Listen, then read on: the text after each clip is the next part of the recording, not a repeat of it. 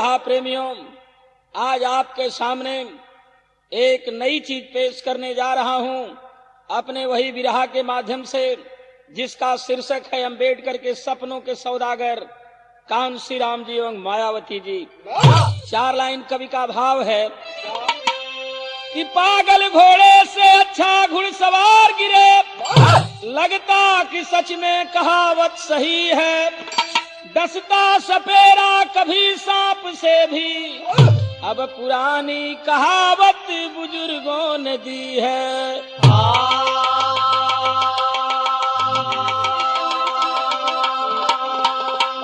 कि दलितों को लाकर सामंतों के खूंटे में बांधना क्या बाबा का सपना यही है, नहीं तो फिर रोते हैं जन्नत में बाबा, अब मझधार कश्ती खवैया नहीं है।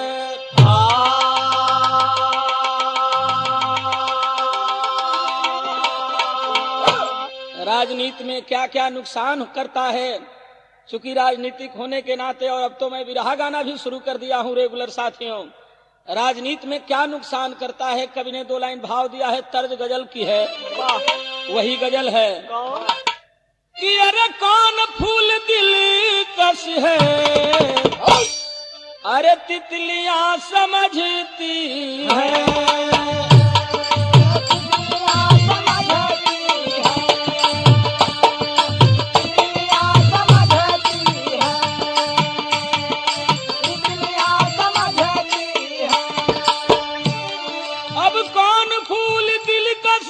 तितलियां समझती है, तितलियां समझती है, अब किससे प्यार करना है, अरे लड़कियां समझती है।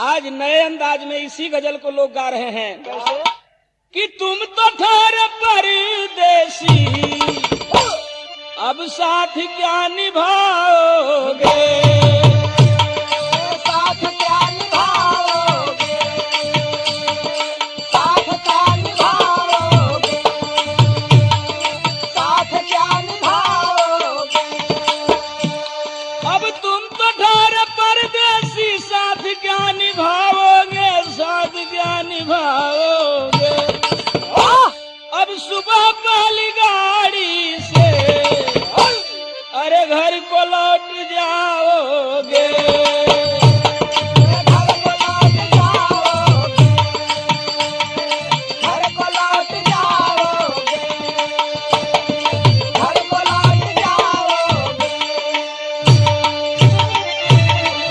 लेकिन साथियों, कहना है कवि का कि अरे राज सुख पत्नी सुख अब सबको ही डुबोता है, सबको ही डुबोता है, सबको ही डुबोता है, सबको ही डुबोता है, अब राज सुख पत्नी सुख सबको ही डुबोता है, सबको ही डुबोता है, अब फंस गया अगर मानो तो जिंदगी भर रोता है, जिंदगी भर रोता है, जिंदगी भर रोता है, जिंदगी भर रोता है। साथियों, ये मैं कहानी नहीं बीती हुई बात बता रहा हूँ। कहना है कवि का कि कहानी नहीं सच्ची बात मैं बताता हूँ, प्रत्यक्षदर्शी हूँ मैं आपको सुनाता हूँ। 70 के बीच कांसी राम यहाँ आए हैं, दलित अधिकारी को अब आकर के बुलाए हैं, बाबा के सपने के बारे में भी बताए हैं।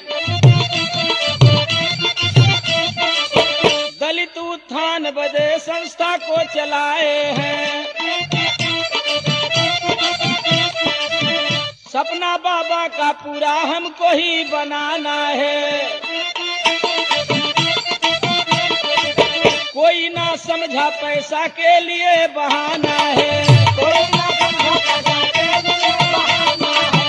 कोई ना समझा पैसा के लिए बहाना है। अरे कोई कोई हीरा को अरे हार में पिरोता है।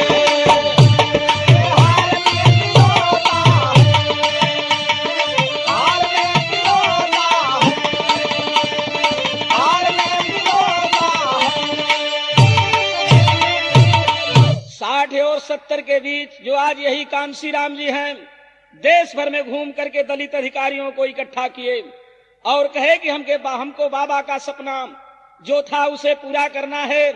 बाम सेव संस्था बनाए और कहे कि बाबा के संविधान के अनुसार अगर तुम इस देश में नौकरी करते हो तो अपनी कमाई का कुछ हिस्सा बाम सेफ में दिया करो। और उसके राष्ट्रीय अध्यक्ष खुद ही मान्यवर कांशीराम जी हो गए।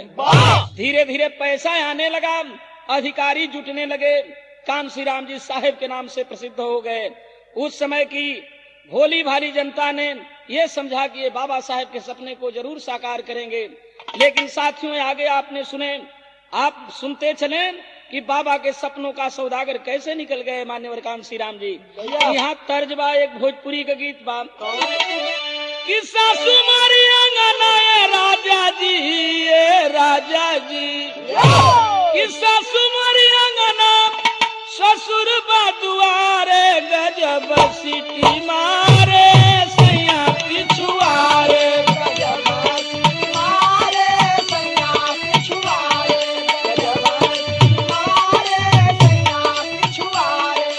गजब सीटी मारे सैया पिछुआरे। गजब सीटी मारे सैया पिछुआरे।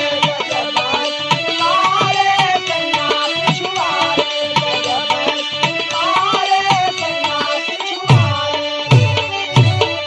ये तर्जबा प्रचार हो गया। भाव है कवि का कि भइल बा प्रचार जुटे लगे अधिकारिया चमकी गइल साहेब हिंद की नगरिया। चमकी गइल साहेब हिंद की नगरिया। चमकी गइल साहेब हिंद की नगरिया। चमकी गइल साहेब हिंद की नगरिया। चमकी गइल साहेब हिंद की नगरिया। बाम सेफ संस्था सरकारी बनाए। बाम सेफ संस्था सरकारी बनाए। बाम सेफ संस्था सरकारी बनाए। अपने अध्यक्ष बन के कुर्सी पे छाए। अपने अध्यक्ष बन के कुर्सी पे आए। अपने अध्यक्ष बन के कुर्सी पे आए। आवे लागल चंदा भरे लागल पठरिया। चमकी गइल साहेब हिंद की नगरिया। चमकी गइल साहेब हिंद की नगरिया। चमकी गइल साहेब हिंद की नगरिया। चंदा पर चंदा आने लगा और जो कांशीराम जी पैदल घूम करके प्रचार करते थे, आज चलने के लिए उनको क्या हो गया कि पैदल चले वाला लेके चले अम्पाला। पैदल चले वाला लेके चले अम्पाला। पैदल चले वाला लेके चले अम्पाला। DS4 भइल दलवा निराला। DS4 भइल दलवा निराला। DS4 भइल दलवा निराला। एकर मुद्दा रहल छा गइल बजरिया। चमकी गइल साहेब हिंद की नगरिया। चमकी गइल साहेब हिंद की नगरिया। चमकी गइल साहेब हिंद की नगरिया। साथियों बाम सेफ चलता गया, चंदा जुटता गया और अपने को अम्बेडकर के सपने को पूरा करने वाला कहने वाला व्यक्ति आज इम्फाला पर चलने लगा। और साथियों, एक पार्टी बना दी गई 80 के करीब में, 81 के करीब, जिसका नाम पड़ा DS4। और DS4 का मुद्दा क्या था, उस समय माननीय कांशीराम जी ने क्या दिया था और आज क्या कर रहे हैं, मात्र इसी मुद्दे से पता चल जाएगा आप लोगों को कि ये कितना डॉक्टर अम्बेडकर के सपने को साकार करेंगे। तर्ज पूर्वी बाब कि अरे मन करे मारी जयती, अब हमारी मुक्का छाती पाती भेजत नहीं खे, अब पाती भेजत नहीं खे कि दुखवा में बीतल दिनवा राती पाती भेजत नहीं खे।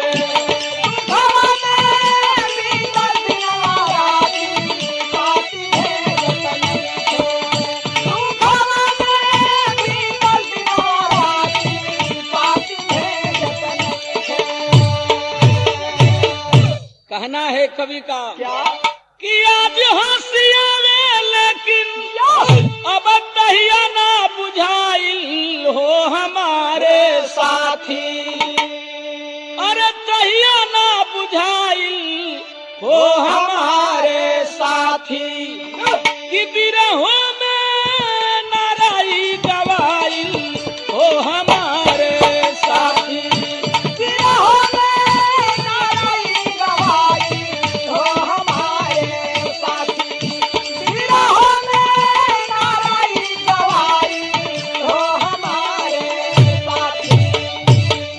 समय हम हनो के ना बुझाइल बिरहा खूब गौली जाए मुद्दा के लेके।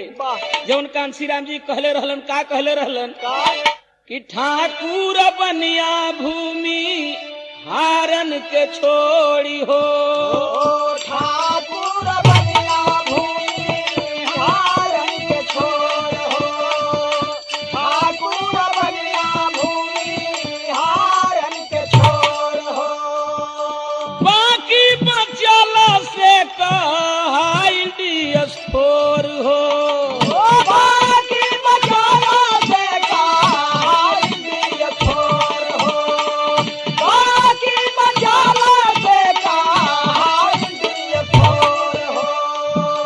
दलित लेके कैडर चलल शुरू भइल फाइल हो हमारे साथी, माहुर से समुंदर घोराइल हो हमारे साथी, माहुर से समुंदर घोराइल हो हमारे साथी, माहुर से समुंदर घोराइल हो हमारे साथी। कांशीराम जी ने कहा था कि ठाकुर बनिया भूमिहार को छोड़ बाकी सब हैं DS4, और जगह जगह पर दलित बैकवर्ड लेकर के कि यह नारा सही है, कैडर लेकर के लोगों को पढ़ाना शुरू कर दिए। एक और पाठ पढ़ाते थे कि तिलक तराजू और तीजा तलवार हो, तिलक तराजू और तीजा तलवार हो, तिलक तराजू और तीजा तलवार हो, इनके मारो मिल जुल के जूते चार चार हो, इनके मारो मिल जुल के जूते चार चार हो, इनके मारो मिल जुल के जूते चार चार हो। मीटिंग के अंदर कोई टीवी चिन्हाइल हो हमारे साथी, लातन मुकन भूषण से पिटाइल हो हमारे साथी, लातन भूषण से पिटाइल हो हमारे साथी, लातन भूषण से पिटाइल हो हमारे साथी। और कांशीराम जी ने कह दिया था कि गांव गांव में मीटिंग करो, लोगों को समझाओ कि ये ब्राह्मण भूमिहार ठाकुर ये विदेशी हैं, यूरेशिया के रहने वाले हैं और इनको यूरेशिया में भेजना है और बाबा के सपने को साकार करना है। जगह जगह मीटिंग होने लगी सारे बैकवर्ड क्लास शेड्यूल कास्ट के लोग इकट्ठे होने लगे। तो कैडर पढ़ाने वाला पहले ये कहता था लोगों से कि जरा देखो तो कोई टीबी तो नहीं है, टी मने ठाकुर, बी मने ब्राह्मण, भूमिहार तो नहीं है। और अगर कोई पकड़ लिया जाता था तो लोग उसकी पिटाई करते थे कि ठाकुर बनिया को, भूमिहार को देखना पसंद नहीं करते कांशीराम जी। सब लोगों ने सोचा कि हम लोगों के गुलशन में बाहर आएगी, कांशीराम जी लाएंगे। भाव है कवि का एक लाइन तर्ज भोजपुरी के बाद कि अरे साहेब बिना टिकुली, साहेब बिना टिकुली, सुन बाली लार हो साहेब बिना टिकुली, सुन बाली लार हो साहेब बिना टिकुली, सुन बाली लार हो साहेब बिना टिकुली। यही के कहीं कहीं लोग आवेलन कि अब ननद तोरी नगरी, अब ननद तोरी नगरी, टिकुली बिकार ना नद तोरी नगरी, टिकुली बिकार ना नद तोरी नगरी, टिकुली बिकार ना नद तोरी नगरी। यही धुन के बनारस में लोग आवेलन कि पहर पहर में, अब पहर पहर में बीतल रे दिनवा, पहर पहर में बीतल रे दिनवा, पहर पहर में बीतल रे दिनवा, पहर पहर में। झूलनी हेराइल हमारी, झूलनी हेराइल हमारी, मिस्री के घर में बीतल रे दिनवा, पहर पहर में बीतल रे दिनवा, पहर पहर में बीतल रे दिनवा, पहर पहर में। लोग सोचत हुआ मीटिंग के देख के कि सोचे गुलशनवा, वो सोचे गुलशनवा, लहरी हमार सब सोचे गुलशनवा, लहरी हमार सब सोचे गुलशनवा, लहरी हमार सब सोचे गुलशनवा।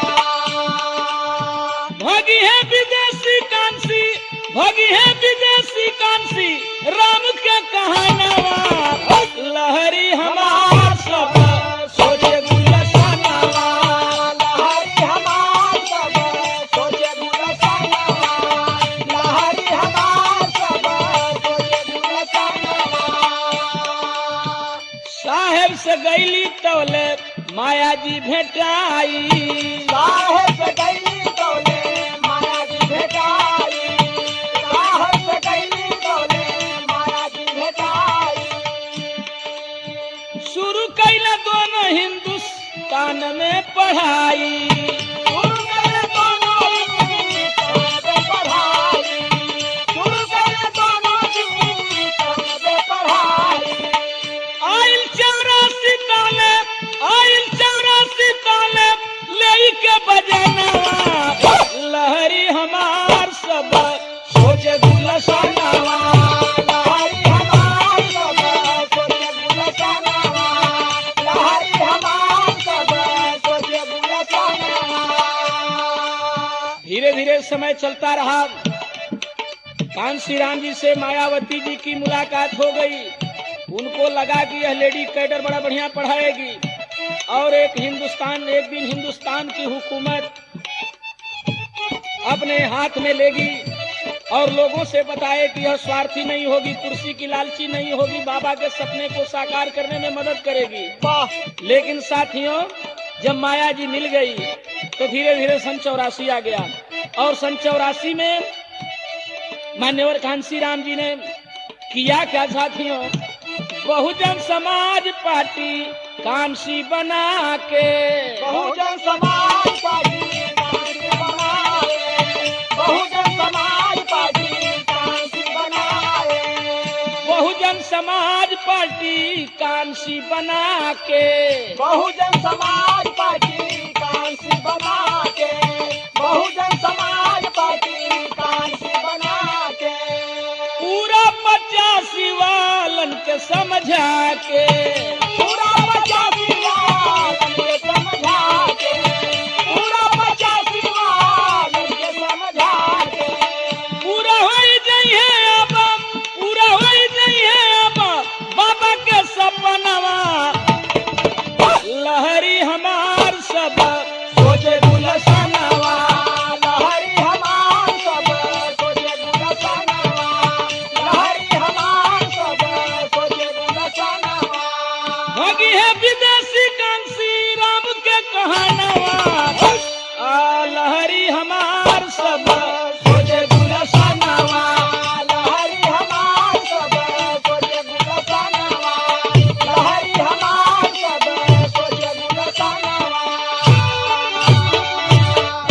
इधर वाम सेव संस्था के अध्यक्ष थे मान्यवर कांसी राम जी, DS4 संस्था के अध्यक्ष थे मान्यवर कांसी राम जी, और 84 में बहुजन समाज पार्टी का निर्माण किए और ऐलान किए कि इसमें 15% वालों का एडमिशन तक नहीं होगा, और बात तो दूसरी है, नॉमिनेशन तक नहीं होगा, और बात तो दूसरी है मेरे साथियों।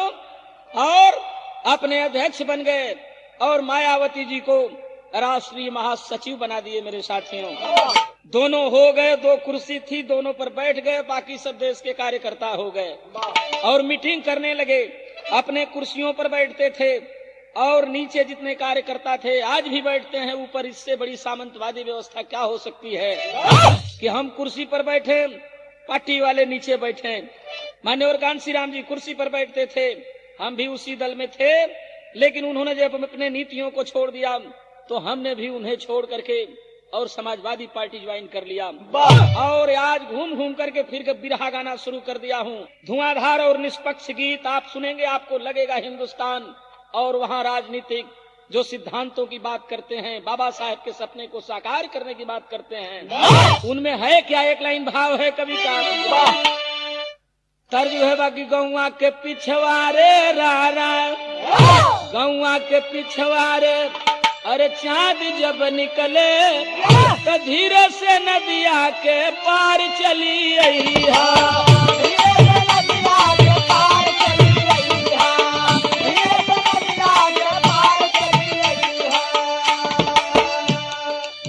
गौवा के पिछवारे, अरे चांद जब निकले धीरे से नदिया के पार पार चली आई है।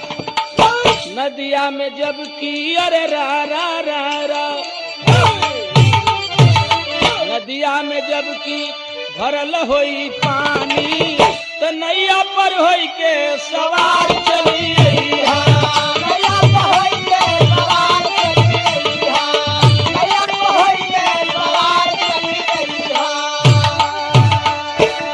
लेकिन ध्यान रहे साथियों, हम लोग विश्वास कर गए मान्यवर कांसी राम जी सिद्धांतवादी हैं, लेकिन सबको फंसा के और चुनाव लड़वा के ले चलने दरिया किनार कांसी राम जी।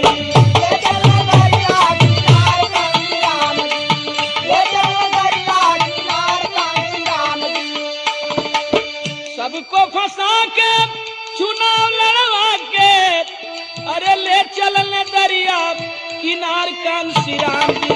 का जाने के हुए रे का जाने के हु कि आई समय जब तदी है डुबाए मजेदार कांसी राम जी।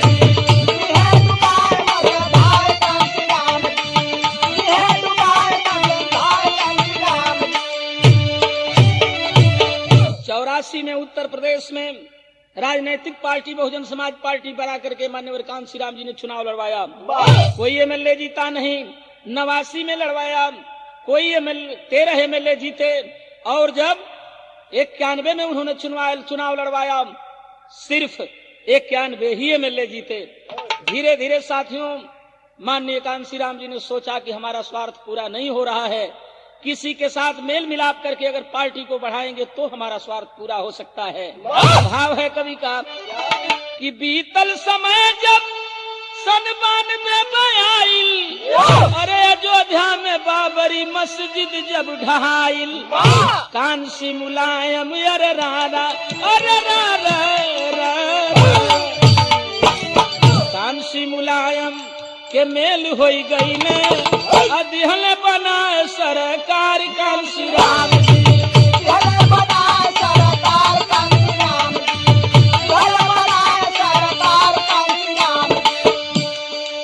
अरे बीतल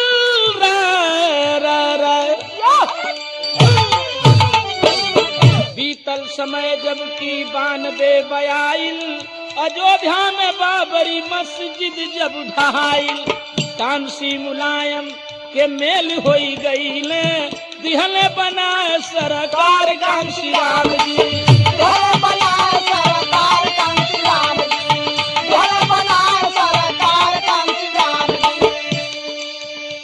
मुलायम सिंह की समाजवादी पार्टी और कांसी राम की बहुजन समाज पार्टी ने मिलकर भारतीय जनता पार्टी को रोकने के लिए गठबंधन बना करके 93 में चुनाव लड़े। विजयश्री हासिल हुई और मान्यवर कांसी राम जी ने मुलायम सिंह को चीफ मिनिस्टर तो बना दिया, लेकिन ऐ हिंदुस्तान के निवासियों, मुख्यमंत्री के कुर्सी पर बैठा करके मुलायम सिंह को कांसी राम जी ने कौन सा तमाशा शुरू कर दिया कि मेरे प्रिय साथी होवे लागल ऐसा, अरे लगले मुलायम से मांगे वो पैसा, सिद्धांतवादी अरे रहा सिद्धांतवादी मुलायम न दिहले तो डाल दिहले आखिर दरार कांसी राम जी।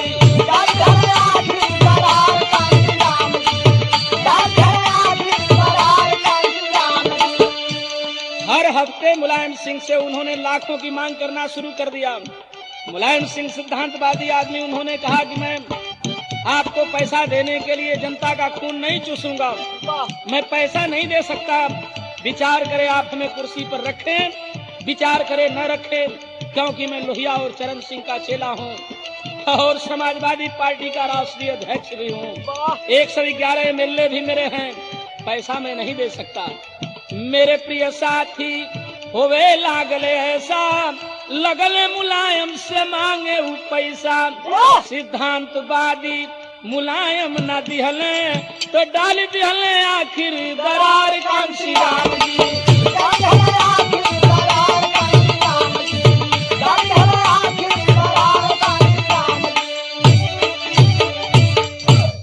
जब मुलायम सिंह ने पैसा नहीं दिया, मान्यवर कांसी राम जी ने कहा अब गठबंधन चल नहीं सकता।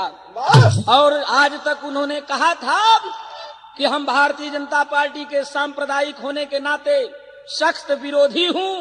साथियों, उन्हीं से नाता जोड़ने के लिए, अंबेडकर के सिद्धांत को गड्ढे में डालने के लिए आज कांसी राम जी चल दिए। तर्ज है बाप कि अरे हीरा बेईमानावा ले जाला गवानावा,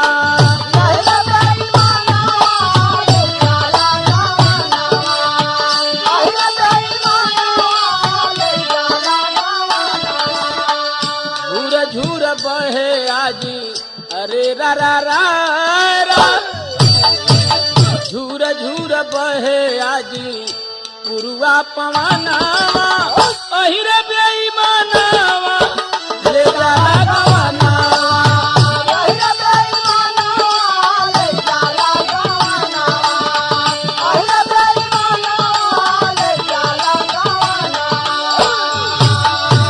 बड़ा कष्ट हो रहा है इस बात को कहने में मेरे साथियों कि सारे 85 के सपना के तोड़ के भूल कांसी राम कैले नाता के तोड़ के, भूल कांसी राम कैले नाता के तोड़ के, भूल कांसी राम कैले नाता के तोड़ के, जेके गरियवले वो से हथवा मिला के बाबा के गुलशन में अगिया लगा के, मुख्यमंत्री माया भैली हो, मुख्यमंत्री माया भैली मिशन के कोड़ के, भूल कांसी राम कैले नाता के तोड़ के, भूल कांसी राम कैले नाता के तोड़ के, भूल कांसी राम कैले नाता के तोड़ के।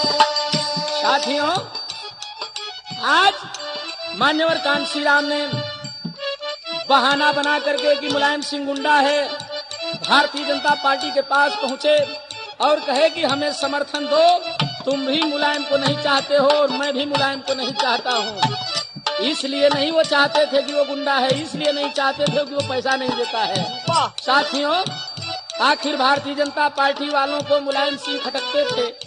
मुलायम सिंह और बहुजन समाज पार्टी में कई जन्म के लिए दरार हो जाए। भारतीय जनता पार्टी वालों ने समर्थन देकर के मायावती को मुख्यमंत्री बना दिया। अगर सोचिए मेरे साथियों, तो उसी दिन अम्बेडकर का सपना मान्यवर कांसी राम जी ने ले जाकर के दरिया में डाल दिया। लेकिन आखिर सरकार चली तो भाव है आखिर 4.5 माह चली सरकार हो, दिहल बीजेपी वाले गद्दी से उतार हो। आय आप भी समाइल साथी, आप भी समझ ल साथी, दिल के निचोड़ के भूल कांसी राम कैले नाता के तोड़ के, भूल कांसी राम कैले नाता के तोड़ के, भूल कांसी राम कैले नाता के तोड़ के। आखिर 4.5 माह चलल सरकार हो, दिहल बीजेपी वाले गद्दी से उतार हो। आप भी समझ ल साथी, हो,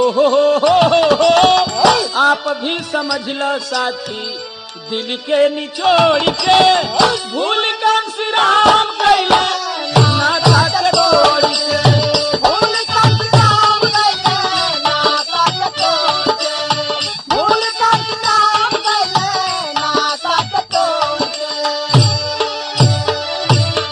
साथियों आखिर 4.5 महीने के बाद भारतीय जनता पार्टी वालों ने समर्थन अपना वापस कर लिया और मायावती कुर्सी से उतार दी गई।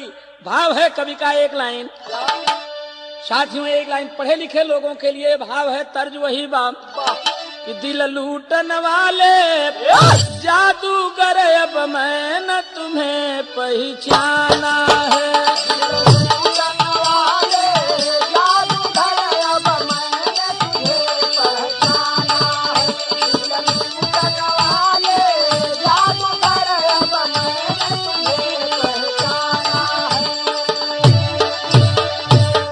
लेकिन कवि का कहना है आज बाबा की मूर्ति चारों तरफ रो रही है मान्यवर कांसी राम जी के करनी पर कि अब मिशन हमारा कहाँ गया, बाबा की मूर्ति रोती है।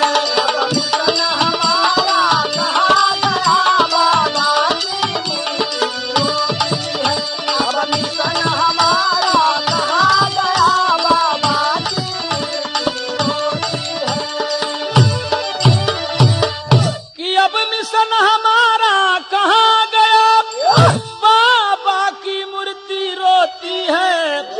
वह कांच का टुकड़ा निकल गया जिसको समझे हम मोती है। वह कांच का टुकड़ा निकल गया जिसको समझे हम मोती है। वह कांच का टुकड़ा निकल गया जिसको समझे हम मोती है।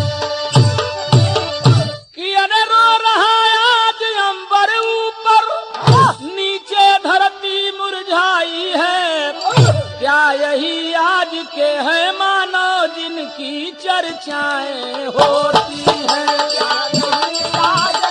है मानव जिनकी चर्चाएं होती हैं। क्या यही आज के है मानव जिनकी चर्चाएं होती हैं। साथियों मायावती कुर्सी से उतार दी गई बीजेपी के द्वारा। और मेरे दोस्तों आज जो है चारों तरफ चर्चा होने लगी कि अब नहीं बीजेपी से हाथ मिलाओगे, राष्ट्रपति शासन लग गया। और राष्ट्रपति शासन के बाद साथियों मुलायम सिंह को गाली देना मायावती जी शुरू कर दी। 96 में विधानसभा उत्तर प्रदेश का चुनाव हुआ और चुनाव हुआ तो हुआ क्या, तर्जु है बा कि अरे दिना तुम्हारी रहे बिहिया में बाजारी रहे, अब बैठल रहे पान की दुकानी रे बाबनावा। बैठल रहे पान की दुकानी रे बाबनावा, बैठल रहे पान की दुकानी रे बाबनावा। अब एक साला एक भाला रहरी में कैलस गाला, हलवा पर हलवा करवलस बाबनावा। हलवा पर हलवा करवलस बाबनावा, हलवा पर हलवा करवलस बाबनावा।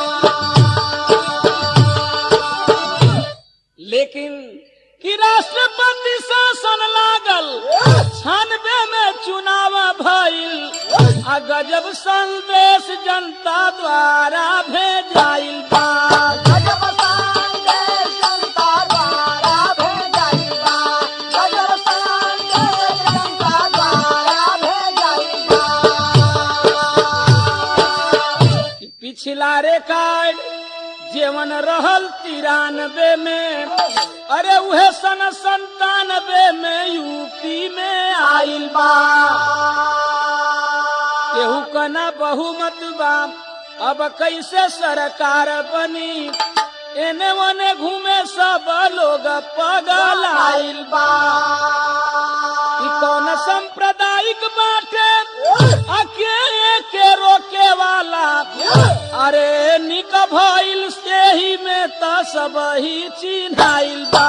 नीका भाई यही में तो सब ही चिन्हाइल बा। नीका भाई यही में तो सब ही चिन्हाइल बा। दोस्तों, 96 का चुनाव हुआ।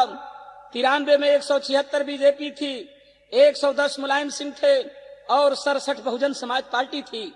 लेकिन अलग अलग जब मुलायम सिंह और बहुजन समाज पार्टी लड़े तो वही रिजल्ट आया कि मुलायम सिंह 110, बीजेपी 176 और बहुजन समाज पार्टी 67। वाह, आखिर एक दूसरा जब नहीं मिलता है तब तक सरकार नहीं बनती है। आखिर उत्तर प्रदेश में क्या होगा? एक लाइन टेरी का भाव कभी लिखलन, अरे जोड़े आखिर टीवी से नतवा, अरे जोड़े आखिर टीवी से नतवा, पावन गठबंधन को कांशीराम जी तोड़े।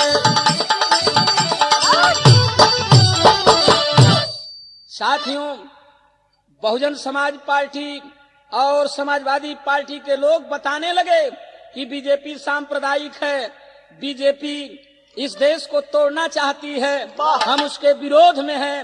भाव है कवि का, अरे बहुमत नहीं किसी की पीटे छाती पाती लेकर के, अब बीजेपी के बतलावेलन घाती पाती लेकर के। बीजेपी के बतलावेलन घाटी पाती लेकर के। बीजेपी के बतलावेलन घाटी पाती लेकर के। कि बनी सरकार नहीं ऐसन बुझात बा, सब एक दूसरे से मिले से डेरात बा। सब एक दूसरे से मिले के डेरात बा। सब एक दूसरे से मिले के डेरात बा।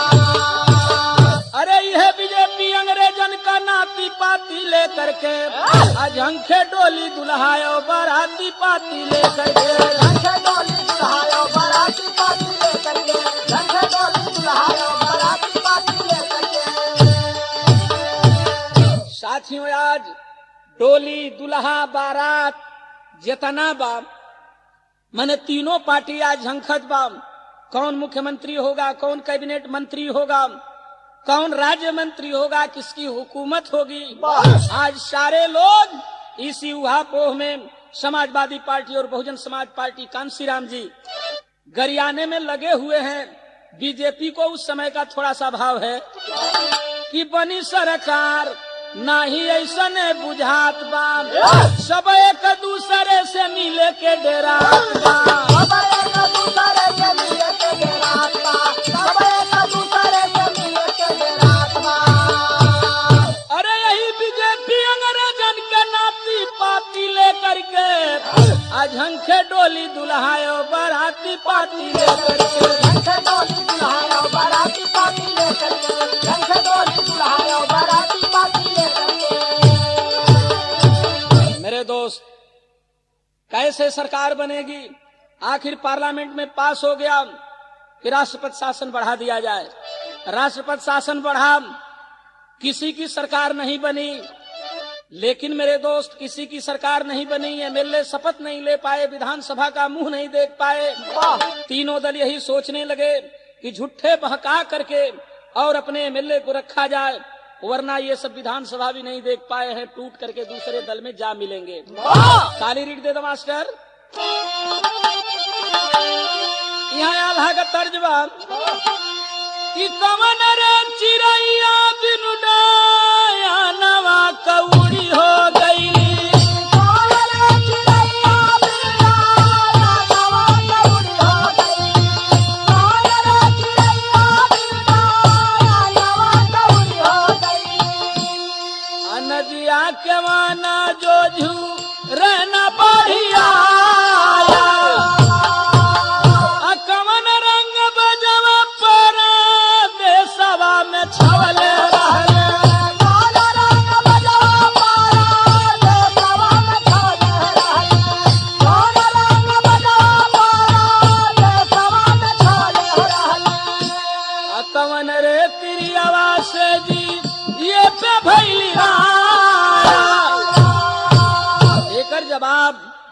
नेटुआ गावेलन अपने अंदाज में, एकर जवाब भी गावेलन गजब अंदाज भी होला कि अरे प्राण रे चिड़ैया दिन उड़ाया नवा कबूड़ी हो गईली।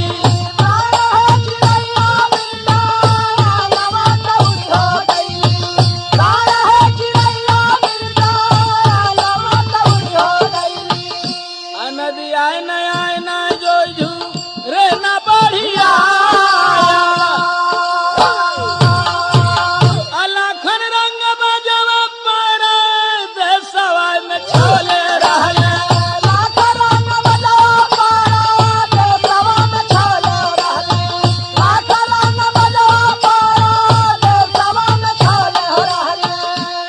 अरम्भारे तेरी आवाज से जी ये पभैली जिस दिन की तलाश नहीं थी, जिस दिन की उम्मीद नहीं थी कि माननीय अंबेडकर के सपने को मान्यवर कांशीराम वहां ले जाकर के ढकेल देंगे जहां पर मान्यवर अंबेडकर जी अपने ताउम्र वहां से दूर भगते रहे। उन्हीं के खातिर बौद्ध धर्म स्वीकार कर लिए, उन्हीं के खातिर कई बार हरा दिए गए, उन्हीं के खातिर जहर दे करके मरवा दिए गए। उम्मीद नहीं थी, लेकिन मान्यवर कांशीराम जी ने ठीक 6 महीने के भीतर राष्ट्रपति शासन खत्म होने जा रहा था, अभी 1 महीना बाकी था, यानी मार्च के महीने में अंतिम होते होते मार्च 97 में उन्होंने किया क्या कि जवानी दीनवा का ना उम्मीद कोई करा लिया भैया।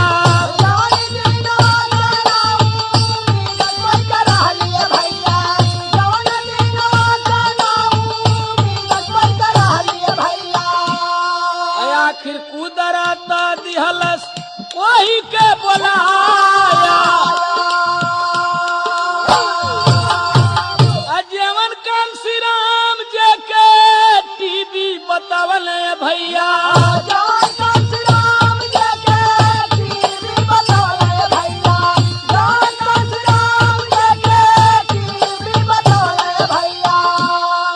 वही के लिहल अपनी घरवा बुलाया। गजब हो गया मेरे साथियों, जिस ठाकुर भूमिहार को टीवी कहा करते थे, मान्यवर कांशीराम जी बीजेपी को सांप्रदायिक कहते थे, देश को तोड़ देगी, ये यूरेशिया के वासी हैं, उन्हीं को अपने घर बुला लिए। और जिनको देसी कहते थे, जिनको विदेशी कहते थे, आज उनको देसी अंदाज में दिखाई देने लगा, इसलिए कि उन्हें कुर्सी चाहिए थी, अंबेडकर का सिद्धांत नहीं चाहिए था। भाव है कवि का कि अरे जवन कांशीराम जे के टीवी बतावल भैया।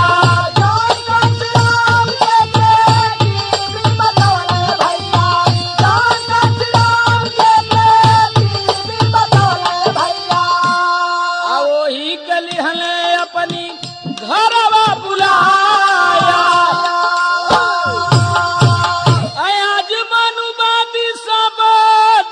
होई गई भैया।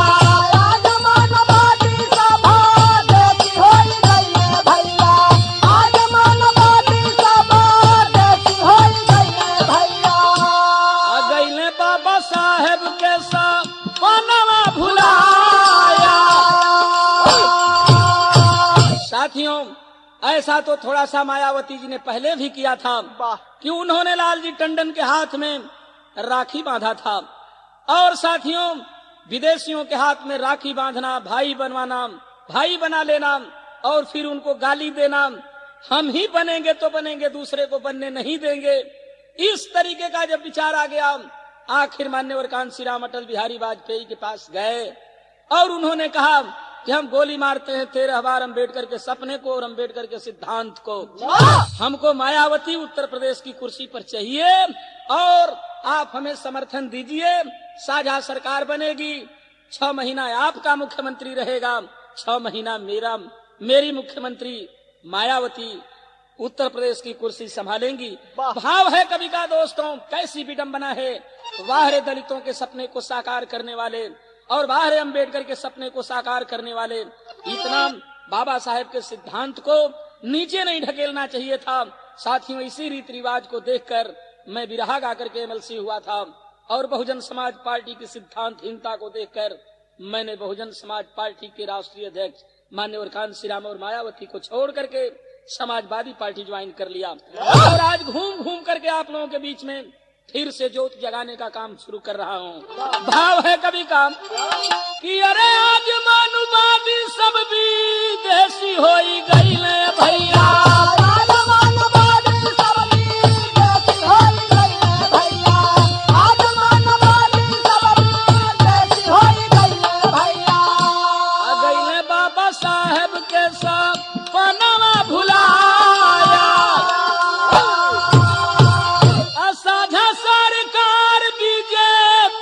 संग बना के भैया, साधा सरकार बीजेपी के संग बना के भैया, साधा सरकार बीजेपी के संग बना के भैया। माया जी के मुख्यमंत्री दिहल बनाया, अच्छा महीना बाद में बीजेपी करी शासन भैया,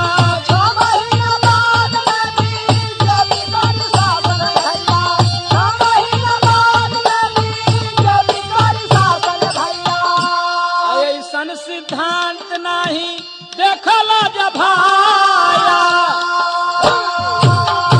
उनके प्रचार में मौलाना बुखारी भी जुटे थे और जब मान्यवर कांसी राम जी ने इस तरीके का बयान देना शुरू कर दिया, बीजेपी से हम दूर नहीं हैं, तब बुखारी ने कहना शुरू कर दिया कि हिंदुस्तान के मुसलमानों, मैं आज समझा हूं कि कांसी राम जी क्या है। अगर मैं यह बात जानता तो सपने में भी छूने का प्रयास मान्यवर कांसी राम जी को मैं नहीं करता। तो बुखारी जी अब पछताए क्या हो, जब चिड़िया चुग गई खेत। आज बुखारी भी कहना शुरू कर दिए क्या कि बोले बुखारी हमसे गलती हो गई लिए भैया, बोले बुखारी हमसे गलती हो गई भैया, बोले बुखारी हमसे गलती हो गई भैया। अदिहले कांसी राम हम उनका समझाया। हमें याद है बेगम हजरत महल पार्क लखनऊ में बुखारी ने कहा था कि ऐसा सिद्धांतवादी नेता मान्यवर कांसी राम जी जैसा हमने नहीं देखा, जो बाबा के सपने को साकार करने के लिए, मुस्लिमों को हक दिलाने के लिए इन्होंने वादा किया है। तो मैं मुसलमानों से आह्वान करता हूं कि बहुजन समाज पार्टी को वोट दें, क्योंकि ये बीजेपी से कभी नाता नहीं जोड़ेंगे। और जब सरकार बना ली है मान्यवर कांसी राम जी, तो वही बुखारी जी कहने लगे कि इतना बड़ा धोखेबाज, इतना बड़ा चालबाज और इतना बड़ा सिद्धांतहीन कभी मैंने आदमी नहीं देखा।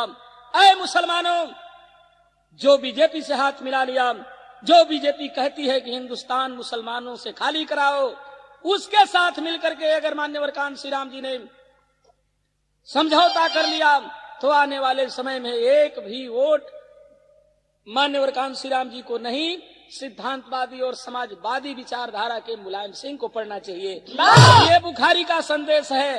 भाव है कभी काम कि बोले बुखारी हमसे गलती हो गई है भैया, बोले बुखारी हमसे गलती हो गई है भैया, बोले बुखारी हमसे गलती हो गई है भैया।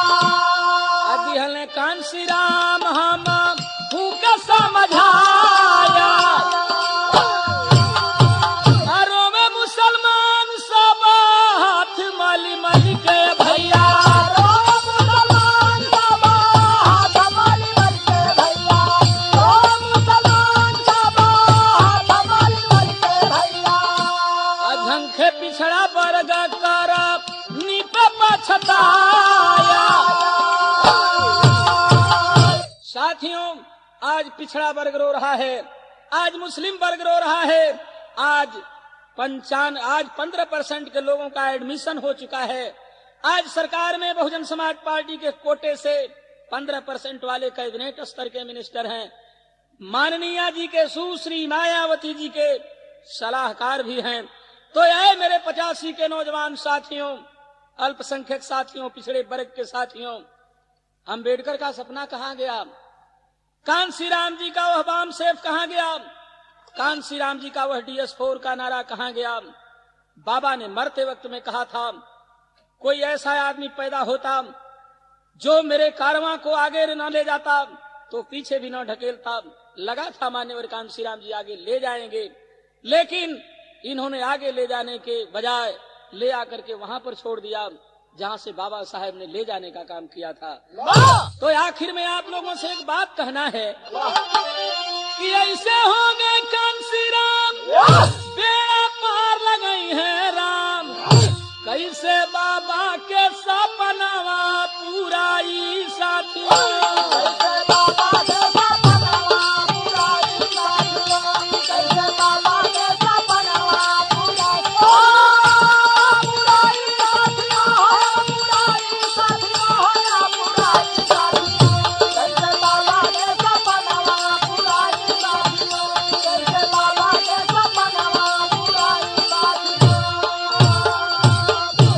अपने दल में टीवी बनी आया, सभी भर गई है, सभी भर गई है रामाया, सभी भर गई है, सभी भर गई है रामाया, सभी भर गई है।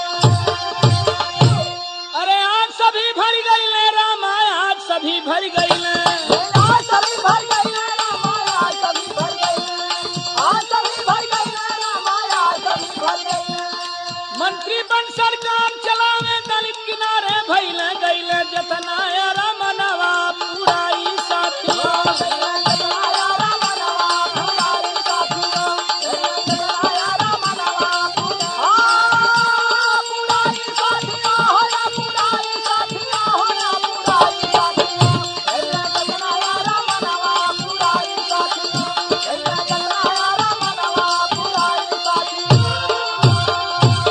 साथियों, आज दलित वर्ग भी किनारे लग गया है।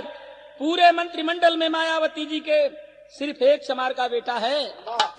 आज दलित वोट बैंक लेकर के केवल 3 MLA हैं जो चमार के नाम पर हैं। अनुसूचित जनजाति के 4-5 हैं। आज दलित वोट बैंक मान्यवर कांसी राम जी का है, लेकिन उनके कारण, उनके सिद्धांत के अनुसार जिस तरीके से चल रहे हैं, आज उत्तर प्रदेश में 34 बीजेपी के चमार MLA हैं, 17 मुलायम सिंह के MLA हैं। साथियों, चमारों का वोट लेकर के बाबा के सपने को गड्ढे में डाल करके बीजेपी से हाथ मिला करके अंधकार के तरफ रास्ता दिखाने का काम 85 को कर रहे हैं मान्यवर कांसी राम जी। कहना है एक लाइन कि उनके दल में टीवी बनी आया, आज सभी भर गई है, आज सभी भर गई है रामाया, सभी भर गई है, आज सभी भर गई है रामाया, सभी भर गई है।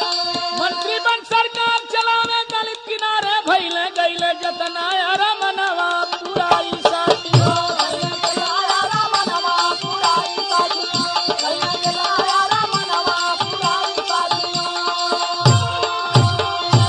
इसलिए कहना है कि सिद्धांतवादी लौह पुरुष धरती का पुत्र मुलायम, 95% हित जिनकी नीति नियति है कायम, गाँव काशीनाथ जी गनावा पुराई साथियों।